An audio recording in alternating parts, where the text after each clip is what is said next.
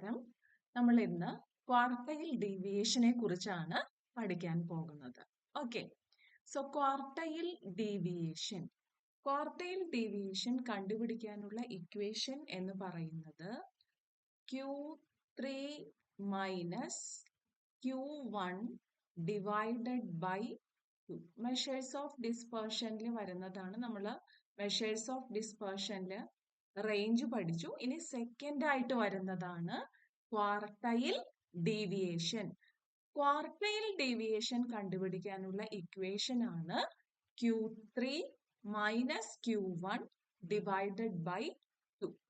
Q1 എന്ന് പറഞ്ഞു കഴിഞ്ഞാൽ എന്താണ്? That is the first quartile. Q3 is the third quartile. ഇനി കോഎഫിഷ്യന്റ് ഓഫ് ക്വാർട്ടൈൽ ഡീവിയേഷൻ കണ്ടുപിടിക്കാനുള്ള equation is Q3 minus Q1 divided by Q3 plus Q1. Inter quartile range കണ്ടുപിടിക്കാനുള്ള equation എന്ന് പറയുന്നത് Q3 minus Q1. Quartile ഡീവിയേഷന്റെ equation Q3 minus Q1 by 2. Coefficient of quartile deviation കണ്ടുപിടിക്കാനുള്ള equation എന്താ? Q3 minus Q1 by Q3 plus Q1. Inter quartile range കണ്ടുപിടിക്കാനുള്ള equation എന്താ? Q3 minus Q1.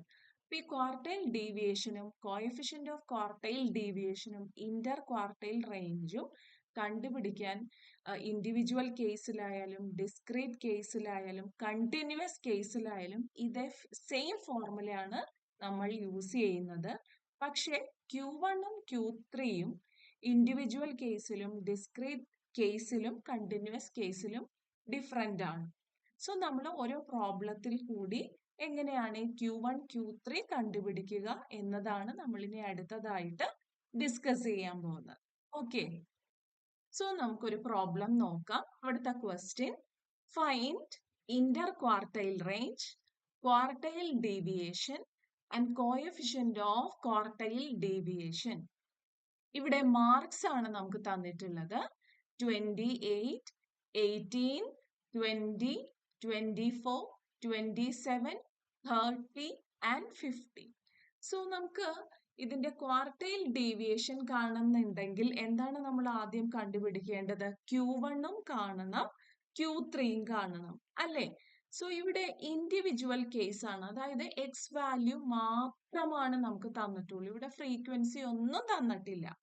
So അങ്ങനത്തെ കേസിൽ നമ്മൾ ചെയ്യേണ്ടത്, നമുക്ക് തന്നിട്ടുള്ള വാല്യൂസിനെ ആദ്യം അസെൻഡിങ് ഓർഡറിൽ എഴുതണം. എന്താണ് അസെൻഡിങ് ഓർഡർ എന്ന് പറഞ്ഞു കഴിഞ്ഞാൽ ചെറുത് തുടങ്ങി വലുത് വരെയും എഴുതുക. സോ ഇവിടുത്തെ ഏറ്റവും ചെറിയ വാല്യൂ ഏതാണ്? 15. ഞാൻ ആ 15 ആദ്യം എഴുതി. 15 കാട്ടി തൊട്ടടുത്ത വലിയ നമ്പർ ഏതാണ്? 18. അതാണ് ഇവിടെ എഴുതിയിരിക്കുന്നത്. അതിനുശേഷം 20. 20 കാട്ടിയും വലിയ നമ്പർ 24. Then 27, then 28 and 30. ഇങ്ങനെ ചെറുത് മുതൽ വലുത് വരെയും എഴുതുക. അസെൻഡിങ് ഓർഡറിൽ എഴുതുക. ഇത് ഇൻഡിവിജ്വൽ കേസ് ആണ്, അല്ലെ? എക്സ് വാല്യൂ മാത്രമേ ഉള്ളൂ.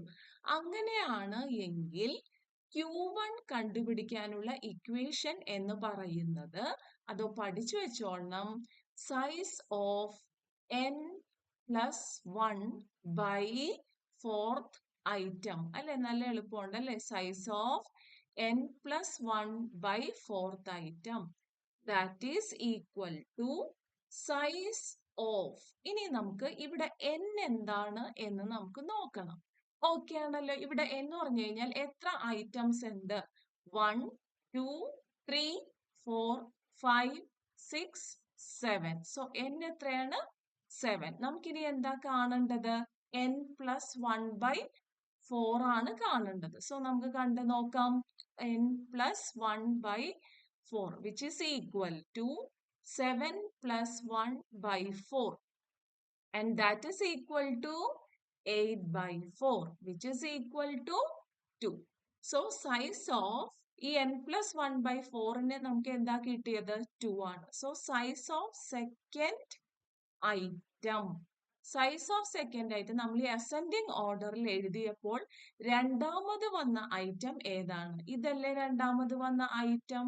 സോ Q1 എന്ന് പറയുന്നത് ഇവിടെ എത്രയാണ്? 18. സോ നമ്മൾ എന്ത് കണ്ടുപിടിച്ചു? Q1 കണ്ടുപിടിച്ചു. ഇനി നമുക്ക് എന്താ വേണ്ടത്? Q3 കാണണം അല്ലെ? Q3 കണ്ടുപിടിക്കാനുള്ള ഇക്വേഷൻ എന്താ? Size of 3 into n plus 1 by 4th item അല്ലെ? 4th item. സോ നമുക്കിനി എന്താ കാണേണ്ടത്? 3 into n plus 1 by 4 കാണണം. അപ്പൊ നമുക്ക് കാണാലോ 3 into n plus 1 by 4 and that is equal to 3 into n plus 1 by 4 എത്രയാണ് നമുക്ക് കിട്ടിയത്? ചെയ്തു വന്നപ്പോ 2 അല്ലേ കിട്ടിയത്? 3 into 2 എത്രയാണ്? 6 അല്ലേ? So this is equal to size of 3 into n plus 1 by 4 പകരം നമുക്ക് എന്താ കിട്ടിയത്? 6 അല്ലേ? Size of 6th item. Okay. So നമുക്ക് നമ്മൾ അസെൻഡിങ് ഓർഡറിൽ എഴുതിയതിൽ 6th item ഏതാണ് എന്ന് നോക്കാം. ഇതല്ലേ നമ്മൾ അസെൻഡിങ് ഓർഡറിൽ എഴുതിയത്? ഇത് first item, second item, third, fourth, fifth, sixth. So 6th item ഇവിടെ ഏതാണ്? 28. സോ Q3യുടെ വാല്യൂ എത്രയാണ് നമുക്ക് കിട്ടിയത്? That is 28. Q1 എത്രയാണ് കിട്ടിയത്? 18. സോ നമുക്ക് എന്ത് കണ്ടുപിടിക്കാം? Quartile deviation. ക്വാർട്ടൈൽ ഡീവിയേഷന്റെ ഇക്വേഷൻ എന്താണ്? Q3 minus Q1 divided by 2. മറക്കൂലല്ലോ. Q3 എന്ന് പറഞ്ഞു കഴിഞ്ഞാൽ നമുക്ക് എത്രയാ കിട്ടിയത്? 28 minus Q1 എത്രയാണ് കിട്ടിയത്?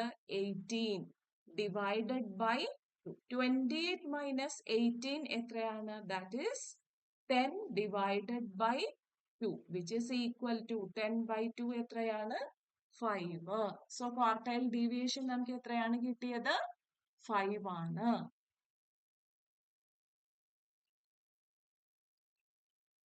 ഇനി നമുക്ക് കാണേണ്ടത് എന്താണ്? ഇന്റർ ക്വാർട്ടൈൽ റേഞ്ച് അല്ലെ? Inter quartile range.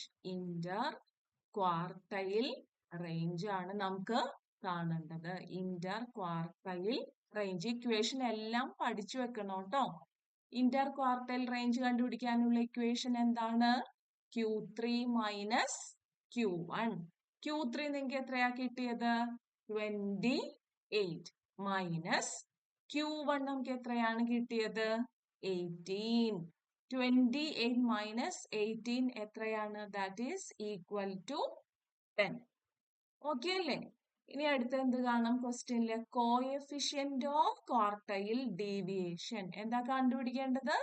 Coefficient of quartile deviation. എന്താണ് അതിന്റെ equation? Q3 minus Q1 divided by Q3 plus Q1. Q3 എത്രയാണ് നമുക്ക് കിട്ടിയത്? 28 minus Q1 18 by 28 plus 18. 28 minus 18 എത്രയാണ്? That is 10 by 28 plus 18 which is 46. 10 by 46 ചെയ്യുമ്പോൾ എത്ര കിട്ടും? 0.217. ഓക്കെ അല്ലേ? എളുപ്പമല്ലേ ഇത്? അപ്പോ ക്വാർട്ടൈൽ ഡീവിയേഷൻ എല്ലാം എക്സാമിന് ചോദിക്കുന്നതാണ്. ഇക്വേഷൻസ് നമ്മൾ പഠിച്ചു വെക്കുക. പിന്നെ എങ്ങനെയാണ് ഇത് ചെയ്യുന്നതെന്നും ഓർത്ത് വെച്ചേക്കുക. അപ്പോൾ ഇതെല്ലാം നിങ്ങൾ പഠിക്കുക. എക്സാം എല്ലാം അടുത്ത് വന്നിരിക്കുകയാണ്. Thank you.